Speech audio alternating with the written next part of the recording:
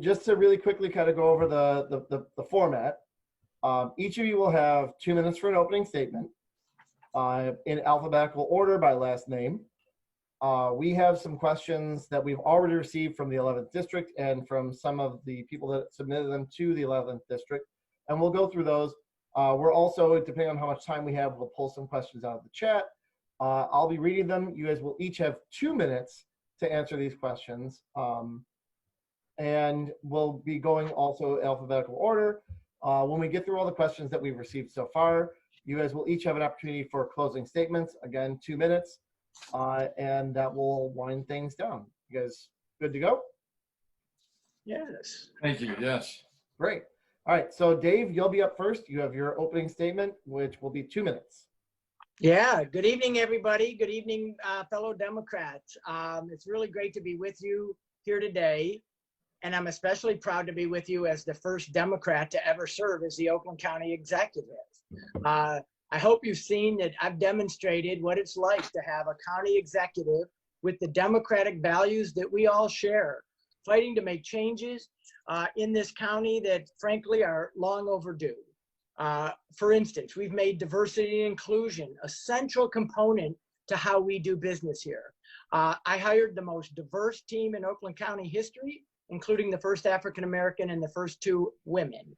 I signed, very proud of this, the county's first comprehensive non-discrimination policy in hiring and contracting. And just last week, we announced the county's first Chief Diversity, Equity, and Inclusion Officer, reporting directly to me so that we make the fundamental and systemic changes we need to make as a county to protect people's equality. You know, I also have demonstrated what it's like to stand up to Donald Trump and his dangerous agenda. When he defunded Planned Parenthood, we stepped in and provided those funds for the critical women's health services that we need in Oakland County. And when Donald Trump fights Obamacare, we're expanding and transforming our healthcare delivery in Oakland County's public health services so that we include mental and behavioral health, women's health, and much more. So, and on top of it, I've led through COVID with science-based facts and helped build consensus and confidence among our residents so that we could bring our numbers down. So I'm proud of the work that we've done, but I'm just getting started. And I look forward to taking the questions tonight. And I'm so glad you all took a time to be here with us and hang with us this long. So appreciate seeing everybody. Thank you. Good to see you too, both of you. Andy, you're up next. 2 minutes. Well, thank you, Vaughn, and good evening, 11th Congressional District Democrats. It's great to be with you. Looking forward to dumping Trump and winning some elections for Democrats. I'm Andy Meisner. I'm the candidate to become the first ever elected Democratic county executive in our county's history, after becoming the first countywide Democrat in over 40 years to win in 2008 when they said it couldn't be done. I am a proven heavyweight fighter for our progressive values: pro-choice, pro-criminal justice reform, pro-racial justice, pro-environment, pro-labor. I have been fighting for these values side by side with many of you over many years, helping to lead the charge. I fought for our values as a state representative, where I sponsored the state's stem cell research law to give sick people a chance at getting access to better cures and treatments. Or as a state representative when I wrote the state drug court law, which gets sick people out of prison and into treatment where they belong. And as treasurer, I helped rebuild our economy coming out of the Great Recession while protecting our AAA bond rating. And I promised to fight foreclosure and protect our property values. I kept that promise. We helped tens of thousands of struggling families save their homes from foreclosure. And at the same time, we made the county treasurer's office more diverse than it had ever been, appointing the first female chief deputy treasurer in the history of the county, and having one of the most diverse offices in Oakland County that looks just like our county. Our future demands a detailed plan and vision that I have laid out at my website at voteandymeisner.com with ideas from many of you. We deserve no less, and our future demands no less. I'm Andy Meisner, and I'm asking for your vote for Oakland County Executive. Great, thank you, gentlemen. All of these questions they were submitted to the 11th District by various people. Some of them come from the 11th District. The first one that we have, it comes from Dana.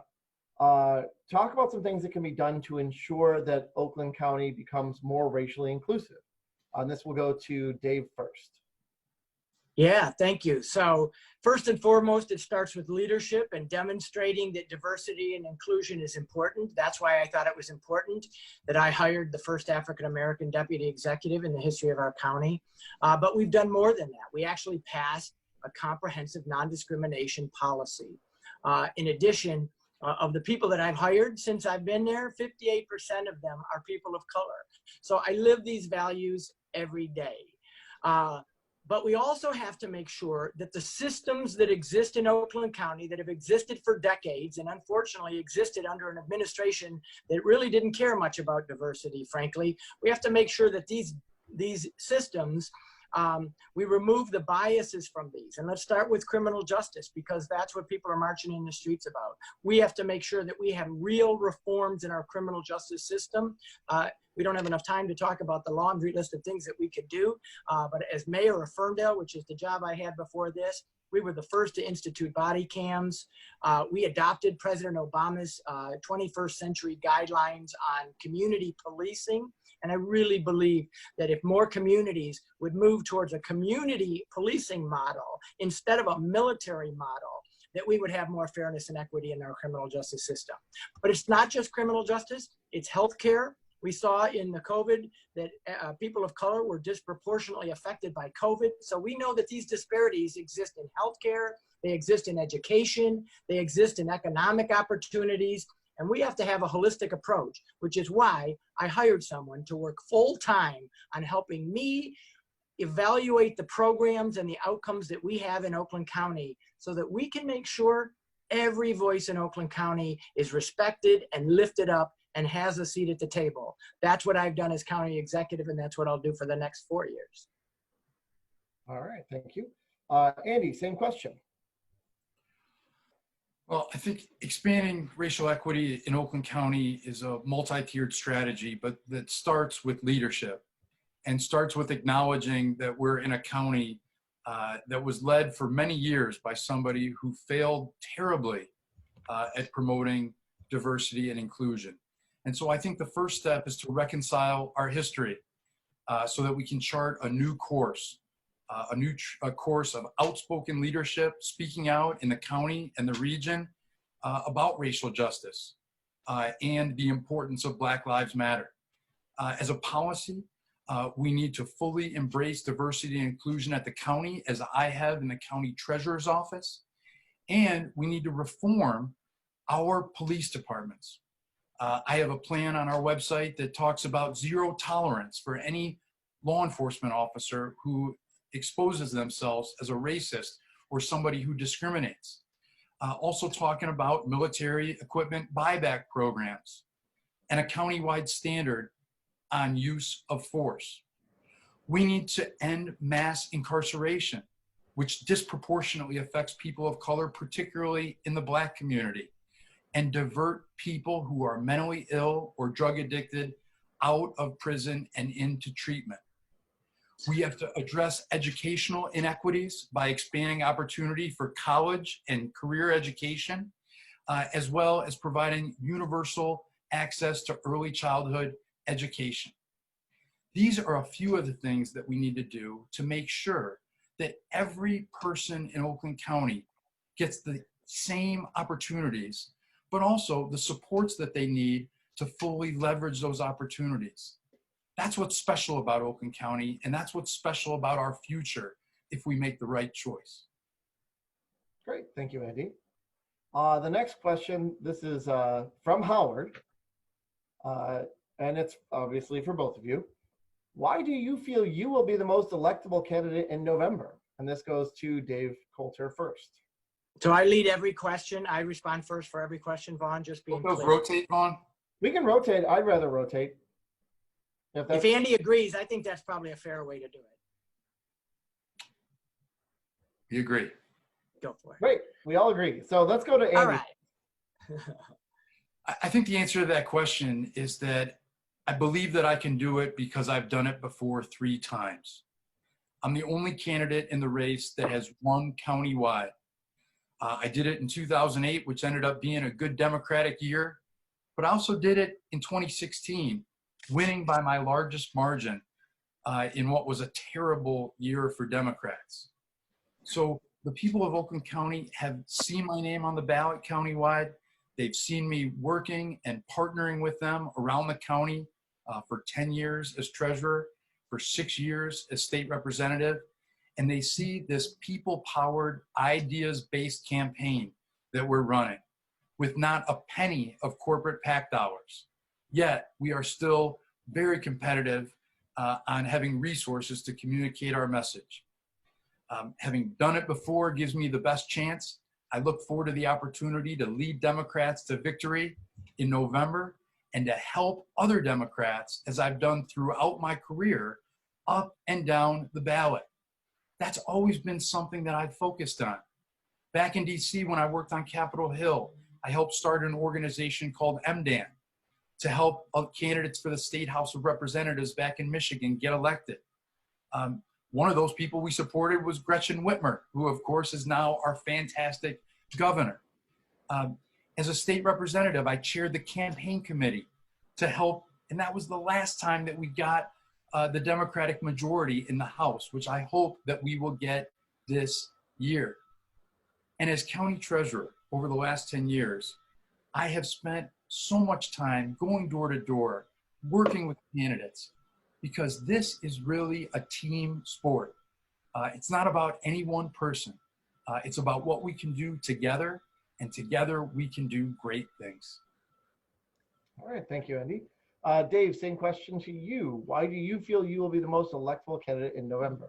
Yeah, I mean, you know, electability is kind of a subjective question, I suppose. I hope it's because people respect my leadership and have respected the things that the very progressive things that we've done over the past year. I'm really proud of the fact that me and my deputy team, which by the way is just a first-class group of people, have really leaned into some of the toughest issues of our day. And we've been leading on them and getting real results for people of Oakland County. But I also think, just, you know, from the politics of electability, I think the people of Oakland County have responded to that. You know, we did a poll about 10 days ago, very scientific poll by a national pollster, who showed that not only is my name ID higher than the treasurer who's been in office for 10 years, but I'm up 17 points in this race. Look, I'm running like I'm 17 points down. I don't take anything for granted, and I don't think that one poll should, you know, help people decide what they should do. But I think what it does demonstrate is the people of Oakland County see the difference. They saw Brooks Patterson for 40 years, and now they're seeing Democrats in charge. Not just me, but a board of commissioners that is Democratic led. And together with the board of commissioners, we're getting incredibly great progressive policy passed in Oakland County, and people have taken notice. And I think the voters were going to respond to that on August 4th and certainly in November. And I hope the folks on this call do as well. Thanks. All right, thank you, Dave. We're gonna move on. The next question we have is from the 11th District Dems. Given the current state of public health, how would you handle the COVID-19 crisis once your term officially begins? And this question will go, now that we're rotating, this question will go to Dave first. Yeah. Well, my term has already begun. So let me just talk a little bit about what we've done to manage on COVID. First of all, unlike Trump, we are letting science be our guide. I'm listening to the public health officers, and we've leaned into this because this is one of the most serious viruses, you know, obviously in 100 years. And my job as county executive and having the health department report to me is to protect the health and welfare of people of Oakland County. So unlike Trump, who we took early and decisive measures to protect the people of Oakland County. Let me just say, I support the governor 100%. I think she's made really tough, but really necessary decisions. And now the research is showing that we brought down the curve because of those orders. But let me just tell you, we leaned in even farther in some areas. We were the first county to shut down the shopping malls. We were the first county to make sure that essential businesses that got to stay open had masks and social distancing and did health screenings for their employees. We were the first county to require the same thing in our child daycare centers. We leaned in on that in orders that enhanced, in my opinion, the governor's orders right here. And now we're making testing a priority. And because we've seen the racial disparities that's happening in COVID, we know that people of color are at greater risk and are getting infected and dying more often. We made sure that when we stood up 3 drive-through testing sites, which we now have in Oakland County, 2 of them are in communities of color, Pontiac and Southfield. We've led and been strong in the face of Republican opposition and Trump incompetence when it comes to coronavirus. And that's why, with the help and support of all of our residents and businesses, we brought our numbers down, and we're safely into phase 4 now, and we're at the phase now where we get to reopen the economy. And it's a good place to be, but it was tough and it required leadership, and I was proud to supply that leadership. Thanks. Thank you very much, Dave. Andy, same question to you. Well, thank you. And, with respect to my friend Dave, a push-pull is by definition not scientific because you only test negative stuff about your opponent. But with regard to COVID, let me tell you that I think a lot of the credit for this should really go to the employees of Oakland County. We have a very dedicated workforce that really sprang into action. And in the Treasurer's office, it was no different. We were the first to close down our department to protect our staff and the public from the crisis. I was also first in the state to end tax foreclosures for the entire year to make sure that people didn't have to worry about protecting their homes when they were focused on protecting their lives. Going forward, that's what it's all about. There's no benefit to looking back. Maybe there's some things that we could have done differently. Maybe there were some expenditures that might have been better served going to personal protection equipment versus promotion. But one of the things that I stand by is that when I first announced my run, I laid out a vision of a countywide network of community health and wellness centers, 8 of them that would be located around the county and would be able to provide community-based treatment.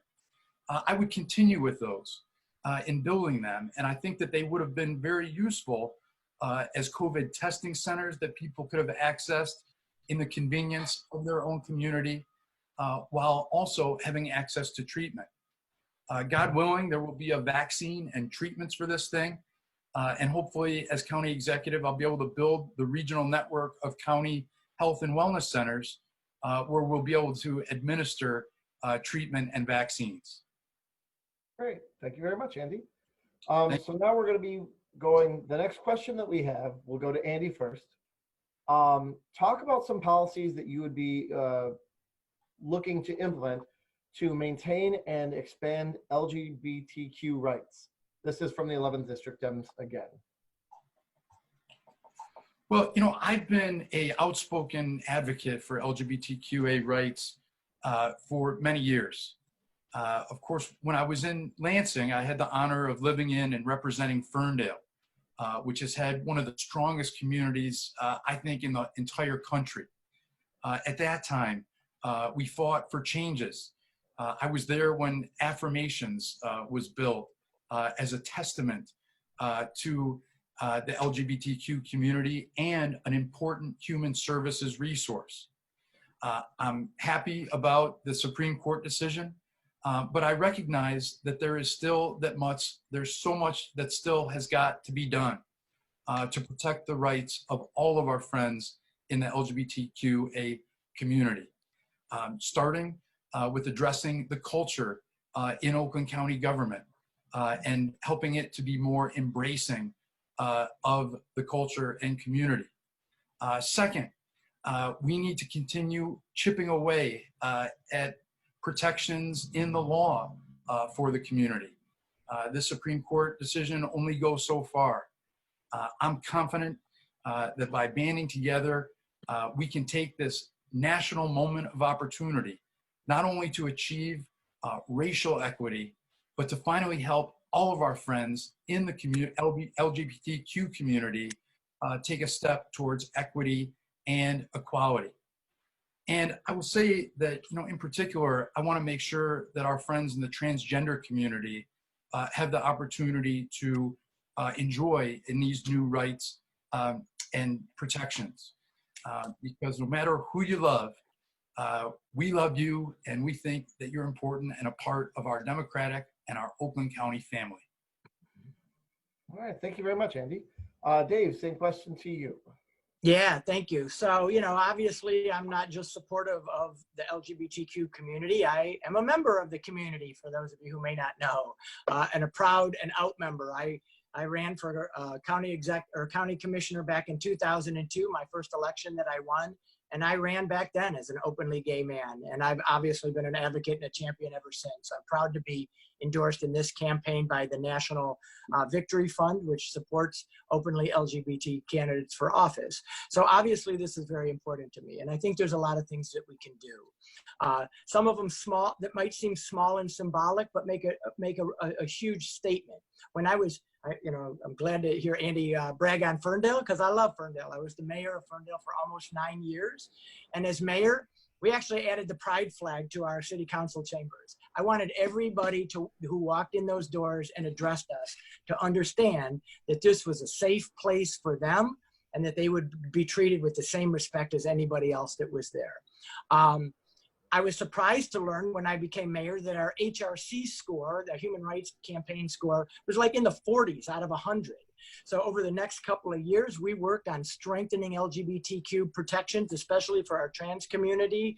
And we eventually got our score at 100, and I'm very proud of that. And so you can look at that kind of, those guidelines that HRC uses, which I think are very powerful, and transpose those over to Oakland County as well. The important thing, as I said before, is that everyone in the county, whether you're LGBTQ, whether you're a person of color, whether you're an immigrant who was born somewhere else, that you feel that you're valued and included in this county and that you have a seat at the table.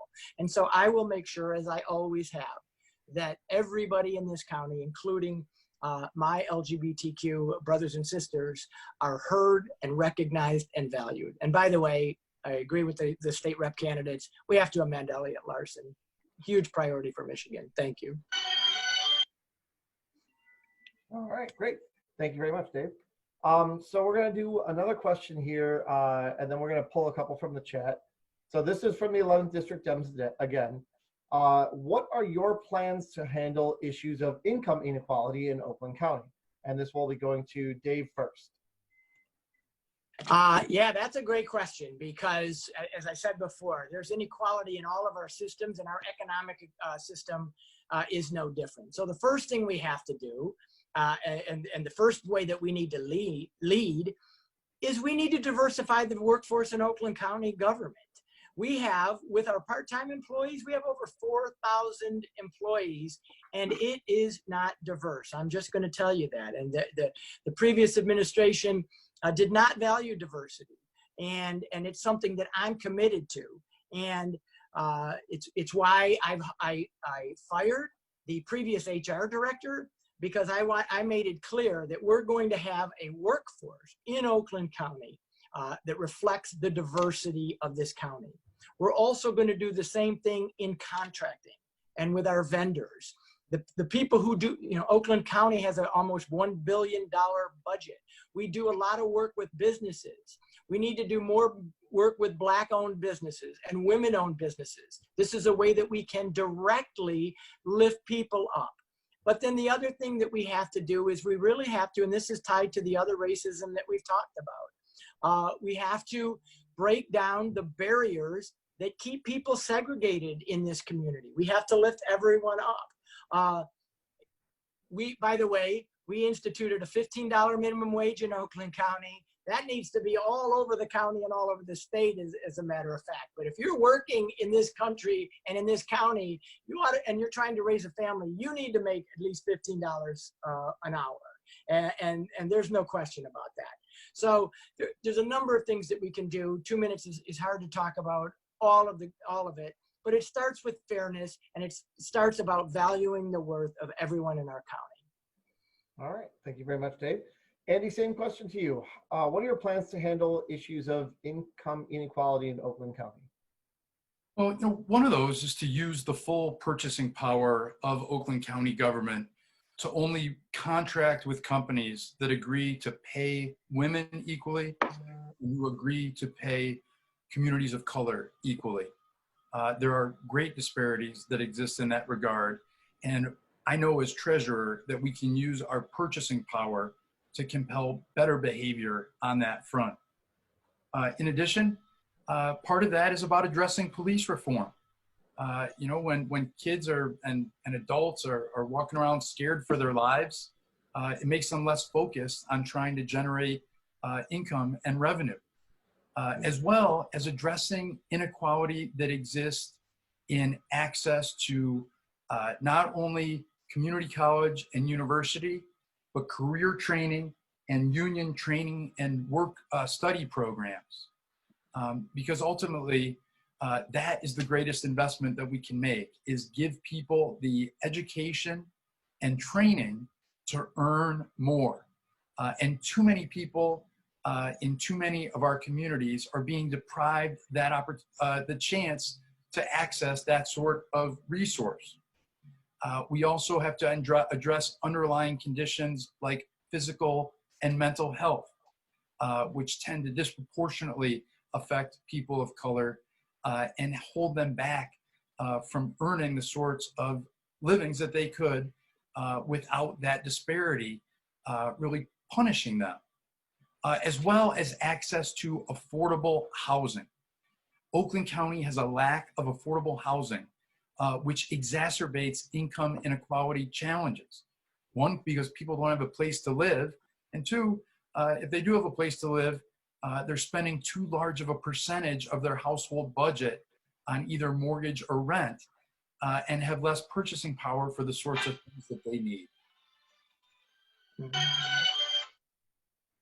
All right, thank you, Andy. So we have one more question from the 11th district, and then we're going to pull some questions out of the chat for the two of you. And this is going to go to Andy first. Can you talk about some plans that you have to expand women's rights? This is from the 11th district Dems. Sure. Well, I'm happy to be the only candidate in the race to be endorsed by the National Organization for Women of Macomb and Oakland, and also to carry the favorable rating from Planned Parenthood. And I think part of that is because of the commitment that I've shown as a state representative and as a county treasurer to fight for women's rights and equality, whether it is hiring the first female chief deputy treasurer in the history of the department, promoting and hiring women in important positions in my office, or using the bully pulpit of county government to speak out and to speak to the public and nonprofit sectors about the importance of gender equality. I also am focused very much on expanding access to women's health. Part of the rationale for my healthcare plan is to make sure that women and girls across the county get access to the healthcare that they deserve without being discriminated against on the basis of gender. We need to make sure that our girls and women are getting equal opportunity. And part of that is speaking out. Part of it is also, like I said, using the full force of the county to advance that goal. And that's another area where, unfortunately, the previous county executive was awful and, was really tended towards misogyny in his comments and the way that he treated folks. We need to go in the opposite direction. And as county executive, women will have an advocate and an ally in me. Great, thank you, Andy. Dave, same question to you. Yeah, thank you. Obviously, this is a value that I think all of us Democrats share. I demonstrated it when I appointed my chief deputy to be the first woman appointed to a deputy executive position, and then another woman, April Lynch, to be my second one. I'm walking the walk here in terms of making sure we lift up women.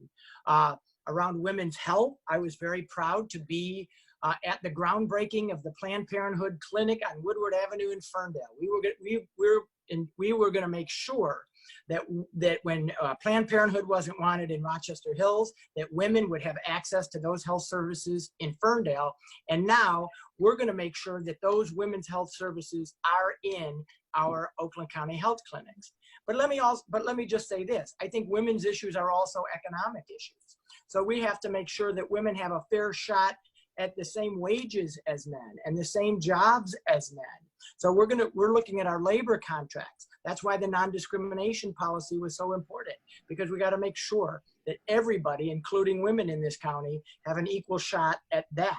We have financial coaches that are available, and I want to expand that to help make sure that entrepreneurs and people that might want to start a business, and particularly minority and women-owned businesses, get the coaching and the resources that they need.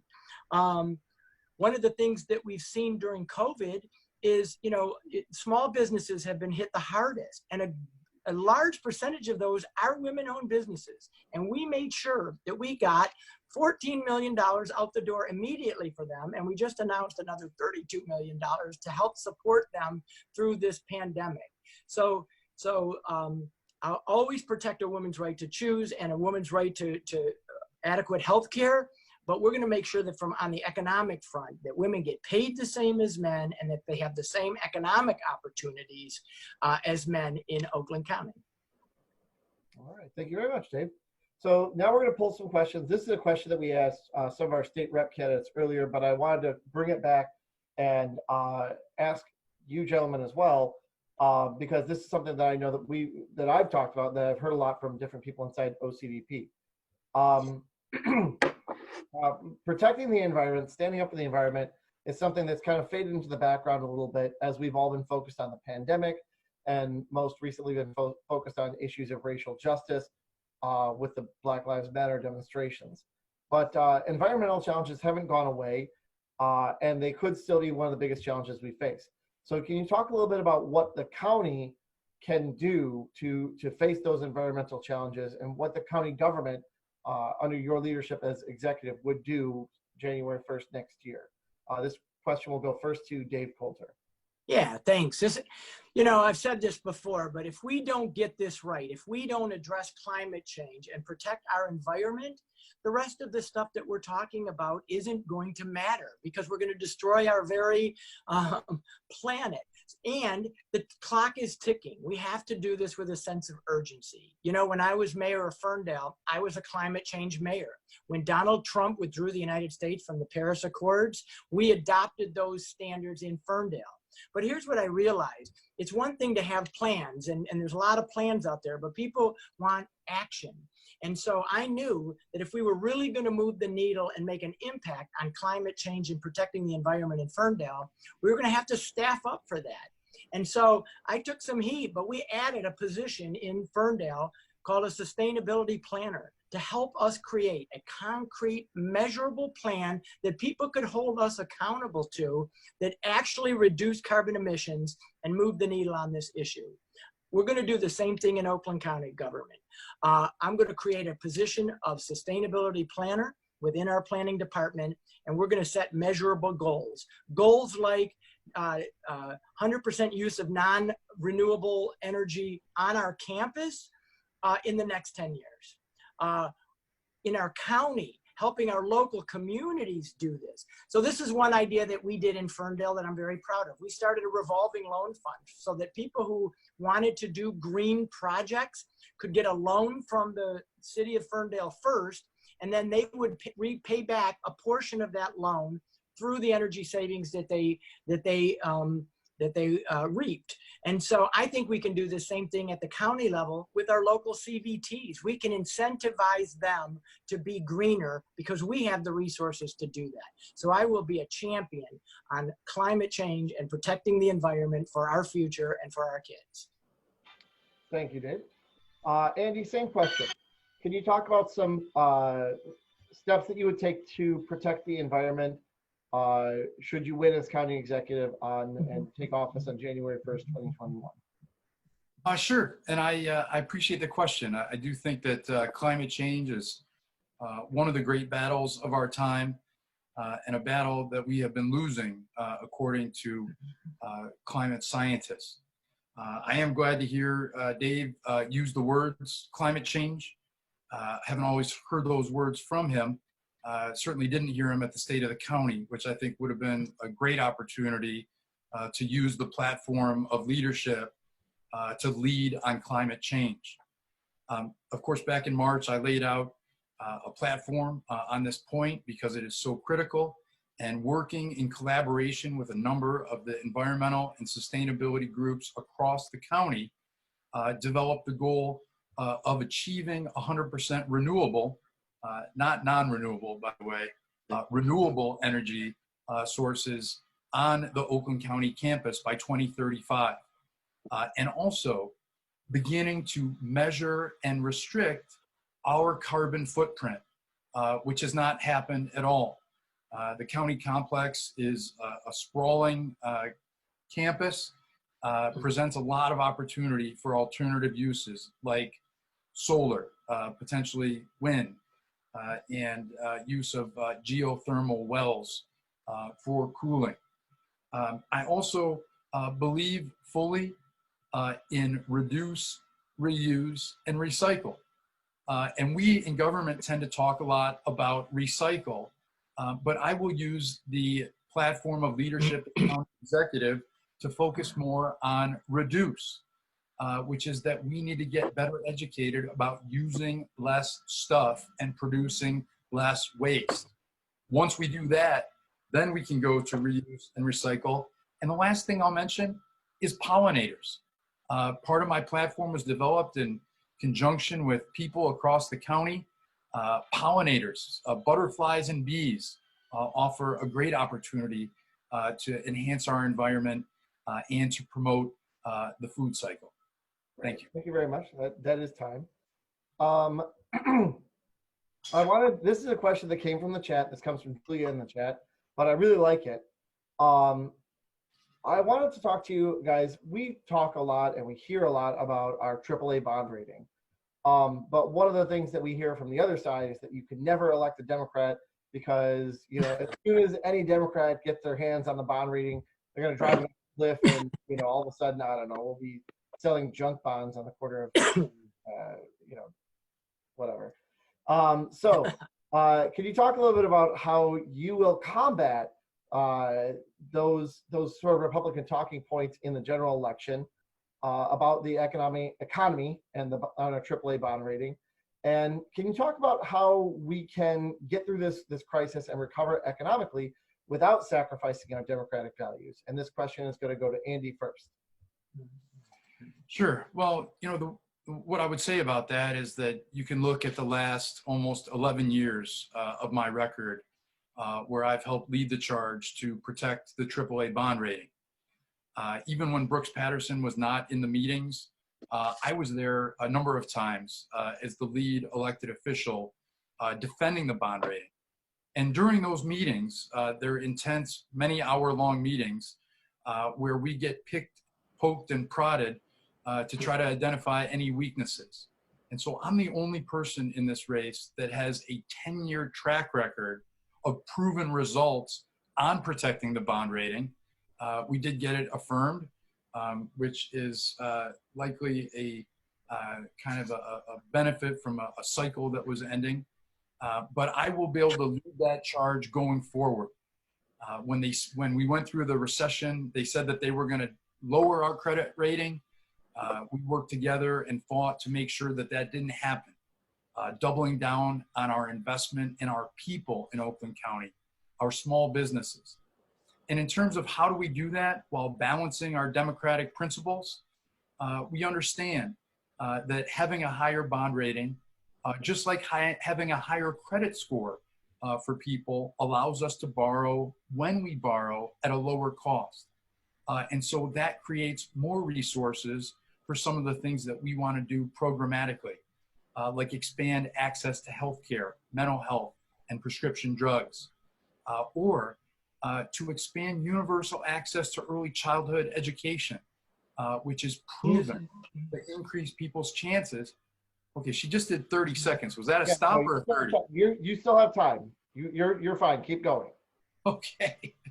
Early childhood education is one of those ways, one of those investments that we can make with resources that we save by maintaining that bond rating. I have shown as a Democrat that you can be pro-balanced budget, you can be pro-bond rating while also living our values, saving homes from foreclosure, and making sure that we're helping returning citizens with our entrepreneurship program. All right. Thank you very much, Andy. Dave, same question to you. Well, I appreciate the question because, you know, the AAA bond rating, it is important. It is like a good credit score. It's an external validation that the way you're doing your management and budgeting is appropriate.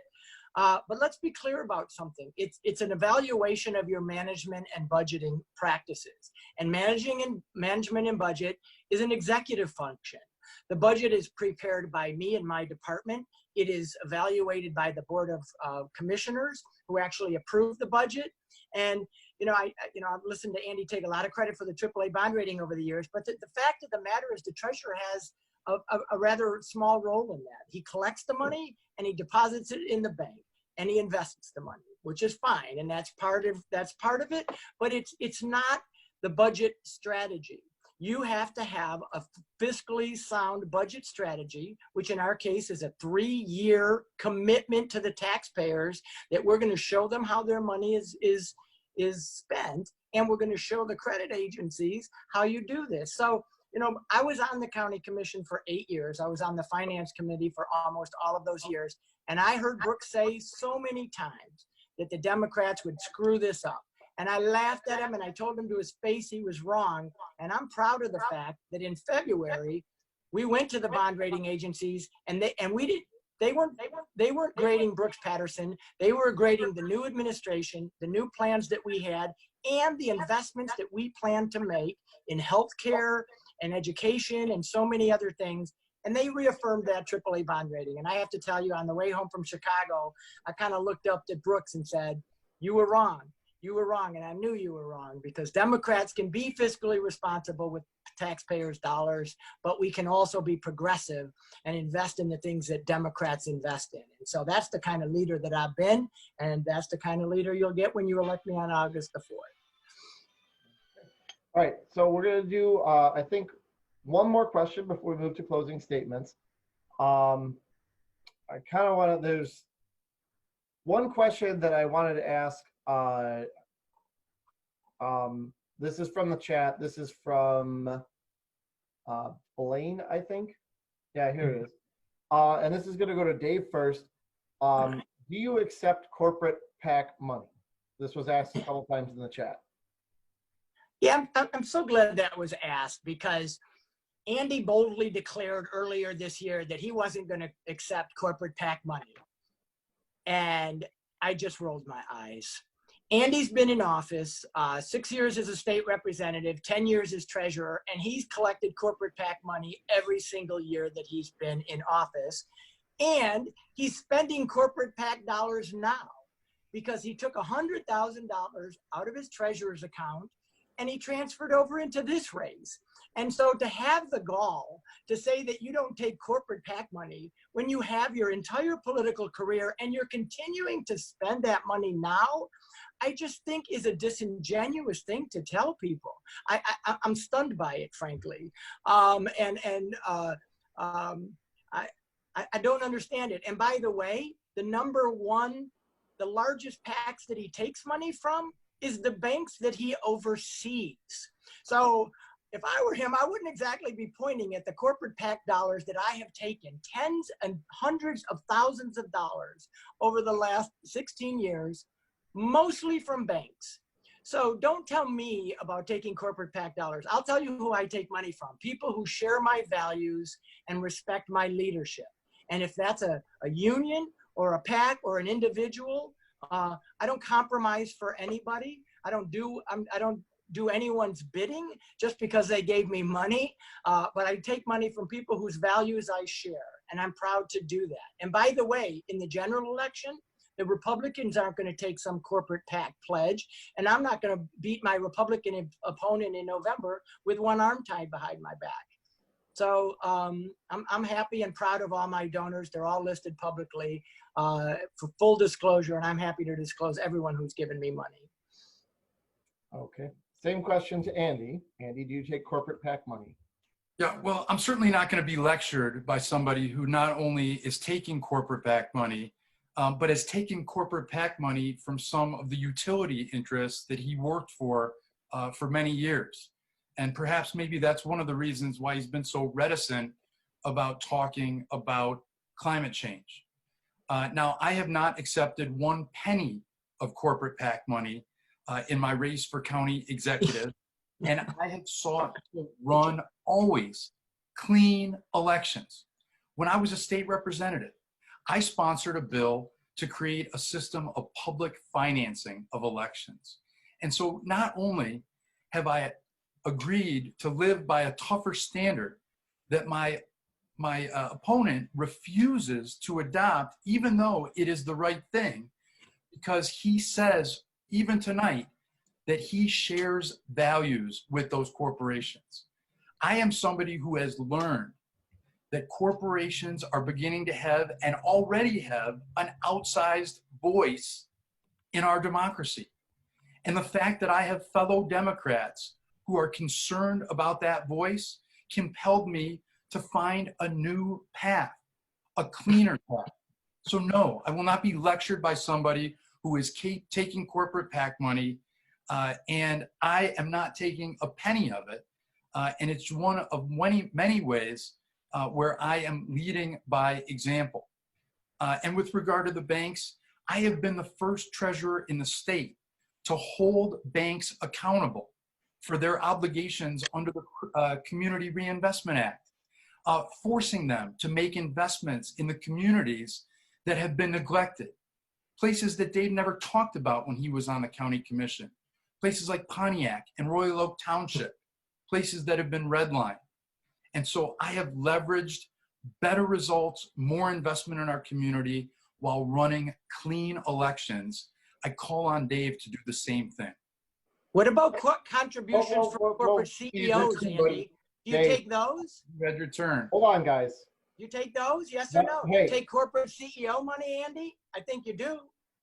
Guys. You take bait CEO money now. Gentlemen, please do not attack each other during the length of this conversation. Thank you. Let me ask a different question and kind of change the temperature a little bit here. I would like each of you to take a second to talk about some other candidates that are running in Oakland County that you support and talk about why you're supporting them. Andy, this is going to go to you first. Other candidates that I'm supporting in Oakland County?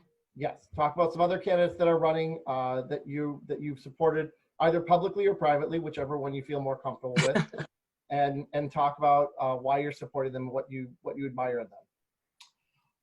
Yeah, well, you know, my support for fellow Democratic candidates around the county is a very matter of public record. And I'll talk to you about some of the leaders who really inspire me. I think about people like Nicole Braden, who's running for state representative in Waterford and Clarkston. She is a woman who inspires me, a mother, an advocate, a wife, community activist. Jody LaMacchia is another candidate who I am strongly supporting, who I think has the opportunity to turn one of the toughest state house districts in the whole state and hopefully help us get the majority. Karen Adams, who ran last time and is running again for county commission, is such a hard-working candidate. I want to talk about supporting Julia Pulver, who is a great leader and lends such great insight on matters related to healthcare and Medicaid. You know, I'm very proud to support our fantastic congressional delegation and to work for them. I wrote a check today for our governor, Governor Whitmer, who I'm very proud to support and proud of the great work that she's done. Not all the candidates that I've supported have won. I supported a gentleman named Corey Mason who ran for city council in Rochester Hills. When his son was called the N-word, it prompted him to get engaged in local politics. But one point of difference and something I'm proud of is the work that I've done, not only to support candidates, but to help them to be better candidates, building out their field plans, working on their fundraising. I think we have a great slate, and I'm proud to be a part of Team Democrat. Thank you very much, Andy. I appreciate that. Dave, same question to you. Could you talk about some candidates in Oakland County that you support, either publicly or privately, whichever one you want to, you're comfortable with, and why you're supporting them? Yeah, well, I've got to, I have to start with the Board of Commissioners. The only reason I'm here is because the Democrats, many of you on this call who have been working in the trenches for years and years, fighting for these county commission seats, we finally flipped the county commission in 2018. I think that's significant, and I support every single county commissioner. I think it's telling that my opponent didn't mention a single county commissioner or a single Democratic countywide elected official in the people that he admires. Perhaps it's because not a single one of them has endorsed his campaign. But my friends on the commission have endorsed me. Water Resource Commissioner Jim Nash, who's a dear friend of mine, and I think an environmental champion that those of us who care about the environment and climate change trust as a leader in this space. He's attacking me. I mean, he's supporting me, excuse me. He's supporting me because they know that I get results. And I know that they do. These are people that I have developed relationships over these years, and I'm proud of the job that they've done. When I was on the county commission, it was 19 Republicans and 6 Democrats. No countywide elected officers at all. We now have 5 out of 6 countywides and a majority on the board. That was the work of all of us together, fighting to make this county blue. And I'm proud of those people who have fought those fights and won those seats. It's why we now have a progressive movement in Oakland County under my leadership and the leadership of the Board of Commissioners and Dave Woodward, moving this county in a direction that people didn't think was possible, and doing it not just progressively but competently. And so I'm proud of every one of our county commissioners in the Democratic Party, and I have to throw out my good friend Jim Nash as well. Thank you. All right, thank you very much to the two of you. I think we're running a little bit long on time. If you guys would like to kind of do one more question and then closing statements, is that okay? If you say so. I haven't had dinner yet, but if you say so, we can keep going. Okay, so let's talk really quickly. This will be the last question before we move to closing statements, and this one is going to go to Dave first. We've been all watching over the past few weeks as there have been thousands and thousands of protests, many of them in Oakland County, in Metro Detroit, against police violence after the murder of George Floyd. So can you talk about some ways that you would work to reduce police violence and reform the criminal justice system, and also sort of like reduce the systematic racism that we have in the justice system right now? And this is going to go to Dave first. Yeah, I kind of felt like we covered this when we talked about criminal justice reform before, but we can repeat some of those reforms that I talked about as mayor of Ferndale: community policing and body cams, making sure that we hold officers accountable. There's some very concrete and specific criminal justice reforms that need to happen in this country. The other thing that needs to happen, and I feel like it is, I feel so, as disturbing as this has been, as horrific as the George Floyd incident was, and that murder, that just ungodly murder that happened to that man, as horrible as that was, I've never been more optimistic about the conversation that we're beginning to have, the very real tough conversation that we're beginning to have around racial disparities and racial inequity, and hopefully conversations that actually lead to action. You know, we had a protest march on the Oakland County campus, had the sheriff's office a little bit nervous. And I said, look, just stand down. These people are peaceful. They have a legitimate right and a legitimate grievance. And we're not just going to welcome them to Oakland County, but we're going to change our signs when you come to Oakland County so that they say Black Lives Matters, so that when those protesters show up at Oakland County, they know that somebody, they might not know it was the county executive that did it, but they know that somebody there has their back. We have to be, those of us who are privileged, that have the white privilege that we enjoy, it is our time to stand up and stand beside our brothers and sisters of color and make sure that we tear down the systemic barriers that have led to the inequalities that we continue to see in this country. It is our time. There is an awakening going on in this country and in this county. It is our time, and this is our great challenge, and we can do it together. Thank you, Dave. Andy, and I did want to make sure, we talked about racial inclusion earlier, but not specifically about criminal justice reform. Okay, well. I know a lot of these things do go together, but Andy, this question to you. What steps would you take to reduce police violence, reform the criminal justice system? Well, I think one of the steps that we've got to take is to address the ways that racism has infected some law enforcement agencies, and those cultures start with the chiefs. The chiefs are put in place, of course, by the mayor and the council. And so we need to take a fundamental review of all of the law enforcement agencies in Oakland County and to take an assessment of where they're at. How is their diversity hiring? Is it a place that has no Black officers? Is it a place that has a record of racial profiling, of discrimination, and of excessive use of force? And in those instances, we have to have a zero tolerance policy. Law enforcement should be thought of instead as a public safety, and public safety as public service. And if it's somebody with racism and discrimination in their hearts, that should disqualify them from being in that position where they wield such power over the people that they're supposed to be protecting. And I've talked to friends who have described what it's like to be walking down the street and to have a police officer stop you when you're doing nothing and throw you up against the car and humiliate you in front of your own neighborhood. Through checking their background, looking for any affiliations with hate groups, as well as, like I said, demilitarizing, expanding the use of diversion programs so that people don't have access and interaction with law enforcement to begin with. Expanded investment in after-school programs.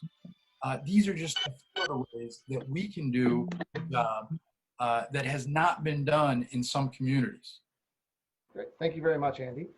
So now we're going to move to our closing statements.